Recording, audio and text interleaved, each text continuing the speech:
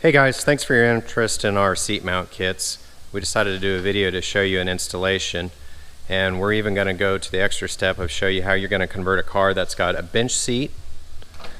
A lot of these early cars, of course, had bench seats in them, and convert it to a bucket seat.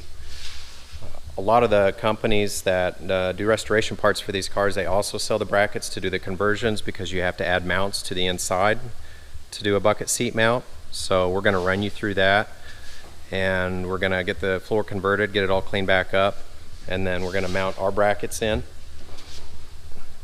We're going to use our support kit that goes on the back of the driver's seat, and then we're going to show you how to mount the seats to the brackets. So follow along.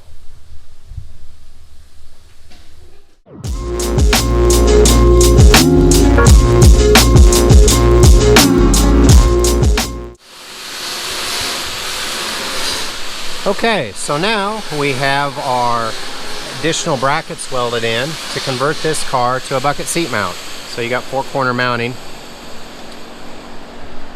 We've got them in over there, and we've even got a couple brackets sitting in place. So the majority of you that already have bucket seats, you're already going to have something similar. You're going to have some studs or some threaded holes someplace in the car for our mounts. And when you receive these mounts, they're specific for the car, so they will drop right on place, front to back, both sides. So they come with all the hardware. Put the bracket to the floor and to put the seat onto the bracket. So you got everything you need. A tip when you're putting these things in, if you get one set or two sets, I label them for you so you know what side of the car they go on. If the same set fits both sides of the car, it will say driver or passenger. Otherwise, it'll be marked driver or it'll be marked passenger.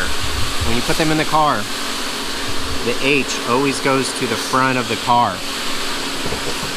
So that is wrong. I don't know how many people do that and wonder why their seats don't fit right. So the angle actually goes to the front, the H goes to the front. Okay, so now let's go ahead and lightly install these. We're going to set the seats on top of the brackets. We're going to check the fitment, and then we're going to go ahead and mark the seats so we can drill them, get the seats bolted in, and that portion's done. The only thing will be left to do after that will be to go ahead and add a seat back kit, since this car has a roll cage in it. Everything put back together. We've got all the brackets bolted in now. We're ready to do a seat mock-up. Everything's nice and snug. Now don't forget, you do have 3 different locations that you can put these in. You've got 3 inches of travel. So we're going to start out with this set right in the middle. And then the passenger set, I usually go ahead and put it back all the way so the passenger's got extra leg room. So we're going to set the seat on here, then we're going to see where we want it, and we're going to mark all 4 of the holes from underneath. Usually you can use like a scratch awl, or a Sharpie works really well. Pop the seat off, drill 4 holes, then we can bolt it all together.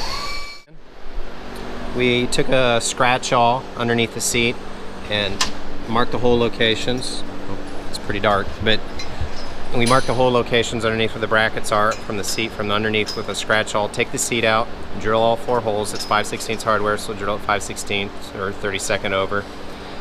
Put it back in. I leave the brackets just a little bit loose. That way it's a little easier to line all the holes up. And then you can put everything together and then tighten it all down, and the seat's secure at that point.